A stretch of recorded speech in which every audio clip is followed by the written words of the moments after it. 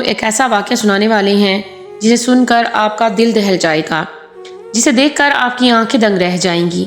مولوی صاحب کی بیوی کتیا کیوں بن گئی؟ اللہ پاک نے اس پر اتنا دردناک عذاب کیوں ڈالا؟ کیوں اس عورت کو عبرت کا ایک نشان بنا دیا گیا؟ یہ کہانی ان عورتوں کے لیے ہے جو اپنے مردوں کو چھوڑ کر غیر مردوں کے ساتھ زنا کرتی ہیں۔ پیارے دوستو، جہاں مردوں کو عورت کا محافظ قرار دیا گیا ہے، وہیں زمانہ جہالت کی تمام رسم و رواج کو ختم کرتے ہوئے اسلام میں عورت کو اس کا ایک مقام اور مرتبہ دیا گیا ہے۔ جتنی عزت اسلام میں عورتوں کو دی گئی ہے، اتنی کسی دوسرے مذہب میں عورتوں کو عزت نہیں دی گئی۔ لیکن جب وہی عورتیں کوئی گناہ کا کام سر انجام دیتی ہیں تو عبرت کا نشان بھی بن جاتی ہیں۔ آج کی یہ ویڈیو ایک ایسی ہی خاتون کے بارے میں ہے جسے سن کر آپ کے رونگٹے کھڑے ہو جائیں گے۔ یہ واقعہ بنگلہ دیش کے شہر ڈھاکہ میں پیش آیا، جہاں پر مسلمان کثیر تعداد میں رہتے ہیں۔ اس گاؤں کے ایک مولوی صاحب تھے جو بڑے ہی نیک اور دیندار قسم کے تھے۔ ان کے ہوش سنبھالتے ہی ان کے والدین کی وفات ہو چکی تھی۔ ان کے بعد 3 چھوٹے بھائی بہن تھے۔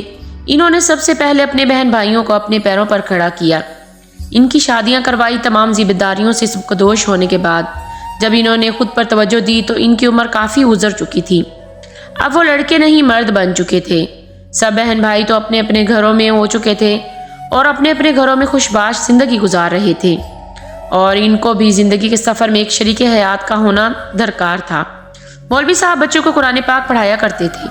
چھوٹے سے گاؤں میں مولوی صاحب بھی تھے جو بچوں کو قرآن پاک پڑھاتے تھے۔ ان کے پاس لڑکیاں بھی آتی تھیں۔ مولوی صاحب بہت ہی نیک کردار آدمی تھے۔ ایک دفعہ ان کے گھر ایک بوڑھی اماں آئی اور کہنے لگی کہ بیٹا، میری جوان بیٹی ہے، اس نے اب تک قرآن پاک نہیں پڑھا۔ وہ بچپن سے ہی لاڈوں میں پلی تھی۔ باپ کے گزرنے کے بعد وہ اور نڈر ہو گئی۔ اس نے سکول کی تعلیم بھی حاصل نہیں کی، بس اپنی سہیلیوں میں پھرتی۔ اس کو سکول سے بھی نکال دیا گیا تھا۔ اب وہ گھر میں رہتی ہے۔ میں چاہتی ہوں کہ میرے مرنے سے پہلے وہ قرآن پاک یاد کرے۔ آپ اسے ہدایت دے سکتے ہو۔ بیٹا، یہ سن کر مولوی صاحب پریشان ہو گئے۔ انہوں نے بولا، اماں جی ٹھیک ہے، میں آپ کی بیٹی کو قرآن پاک پڑھا دیا کروں گا، آپ پریشان نہ ہوں، آج سے ہی بیٹی کو بھیج دینا۔ وہ بیوہ بڑھیا اپنی بیٹی کے پاس جا کر بولتی ہے، تم نے دنیا کی پڑھائی تو نہ پڑھ سکی، دین کی پڑھائی تو تمہیں پڑھنا ہی ہوگی۔ اس لڑکی نے کہا، ٹھیک ہے اماں، میں پڑھ لوں گی۔ پھر اسی دن سے وہ ان کے پاس قرآن پاک پڑھنے جایا کرتی۔ کچھ مدت بعد اس نے قرآن پاک مکمل کر لیا۔ بیوہ عورت ایک دفعہ مولوی صاحب کے گھر آئی اور کہا، بیٹا، میں ایک بات کہنا چاہتی ہوں، برا نہ ماننا، میں اکیلی بیوہ عورت ہوں، میرا اس دنیا میں بیٹی کے سوا کوئی نہیں ہے۔ میری خواہش ہے کہ میری بیٹی کی شادی ایک نیک دیندار آدمی سے ہو، میری بیٹی سے نکاح کر لو۔ بیٹا، تمہارے بھی ذمہ داری ختم ہو چکی ہے۔ یہ خاتون نیک تھی، سب گاؤں کے لوگ اس کی عزت کیا کرتے تھے۔ پھر یہ بول کر بڑھیا رونے لگی۔ مولوی صاحب نیک انسان تھے، انہوں نے ہاں بول دیا کیونکہ انہیں بھی شریک حیات کی ضرورت تھی۔ گاؤں کے لوگ بھی یہی چاہتے تھے کہ مولوی صاحب کی ایک اچھی زندگی ہو۔ آخر کار ان کی بھی شادی گاؤں کی بڑھیا کی لڑکی کے ساتھ کر دی گئی۔ مولوی صاحب کے یہاں کسی بھی چیز کی کوئی کمی نہیں تھی۔ ان کے پاس اللہ تعالیٰ کے فضل و کرم سے سب کچھ موجود تھا۔ وہ اسے رخصت کر کے اپنے گھر ساتھ لے آئے۔ وہ لڑکی اچھی تھی، دونوں اچھے سے زندگی گزارنے لگے۔ ایک دن بڑھیا خاتون کا انتقال ہو گیا۔ اب وہ لڑکی مائکے نہیں جایا کرتی تھی کیونکہ اس کی ماں ہی تھی جو اسے بلایا کرتی تھی۔ اب وہ مولوی صاحب کے گھر ہی رہتی۔ چند روز بعد مولوی صاحب نے نوٹس کیا کہ ان کی بیوی بلا وجہ ہی سجی سنوری رہتی ہے۔ ہر وقت چہرے پر میک اپ کیے ہوئے وہ خود کو سنوارنے میں لگی رہتی ہے، جبکہ گھر کا یوں ہی حال برا ہوتا ہے۔ سارا سامان یہاں وہاں بکھرا پڑا رہتا ہے، مگر وہ وقت پر اور کوئی بھی کام نہیں کرتی، بلکہ مولوی صاحب کے گھر آنے سے پہلے خود کو سجا سنوار کر رکھا کرتی ہے۔ ایک روز مولوی صاحب نے گھر میں قدم رکھا تو دیکھا گھر کا سارا سامان ادھر ادھر بکھرا پڑا ہوا تھا، جیسے کہ صبح کے وقت تھا۔ انہوں نے بیوی کو ایک نظر دیکھا جو ابھی ابھی کمرے سے سج سنور کر باہر نکلی تھی۔ مولوی صاحب اسے کہنے لگے، تم میرے لیے سجنا سورنا اب بند کر دو، میں سادگی کا قائل ہوں، تم مجھے سادگی میں زیادہ پیاری لگتی ہو۔ انہوں نے انتہائی نرم لہجے میں اپنی بیوی کو یہ بات سمجھائی تاکہ اس کی دل آزاری بھی نہ ہو اور وہ سمجھ بھی جائے۔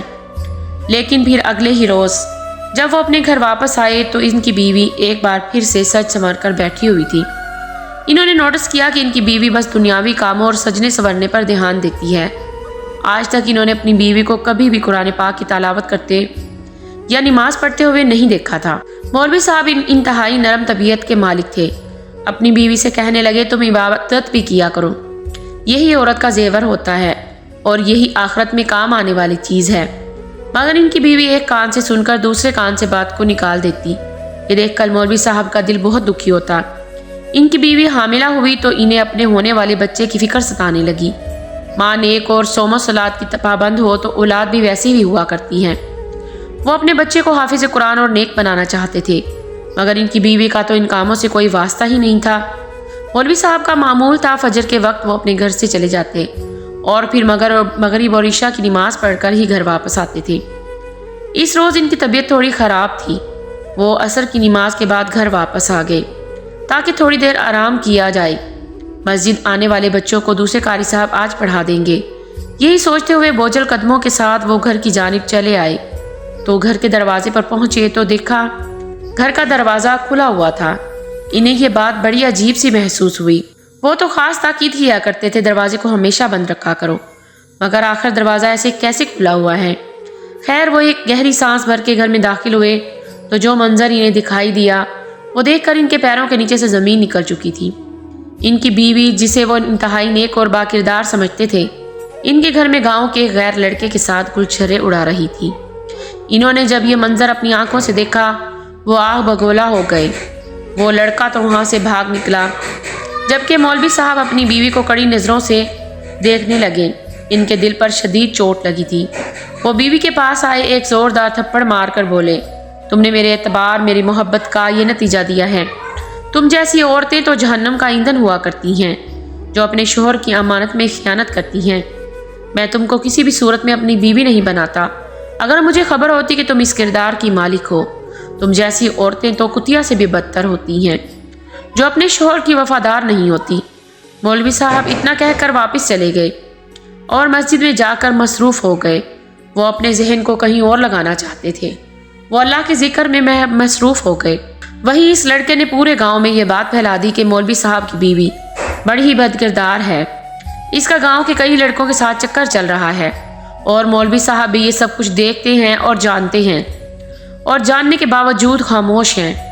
گاؤں والوں کو جب اس بارے میں پتہ چلا تو مولوی صاحب کو انہوں نے تنگ نظروں سے دیکھنا شروع کر دیا۔ اس روز مولوی صاحب کی طبیعت خراب تھی۔ وہ مسجد ہی میں سو گئے۔ فجر کی نماز ادا کرنے کے بعد جب اپنے گھر پہنچے تو یہ منظر دیکھ کر ان کی چیخ نکل گئی۔ ان کی بیوی کمرے میں کتیا بن چکی تھی۔ اس کا باقی دھڑ تو انسانوں جیسا تھا، مگر اس کا چہرہ اور جسم بالکل کسی کتیا جیسا ہو چکا تھا۔ یہ دیکھ کر تو مولوی صاحب کی آنکھیں مانو پتھرا سی گئی۔ وہ فوراً کمرے سے باہر نکلے۔ ان کی بیوی جو کتیا بن چکی تھی ان کے آگے ہاتھ پیر جوڑنے لگی۔ وہ خود کچھ بولنا چاہتی تھی مگر سوائے کتیا کی آواز کے اس کے حلق سے کچھ بھی نہیں نکل پا رہا تھا۔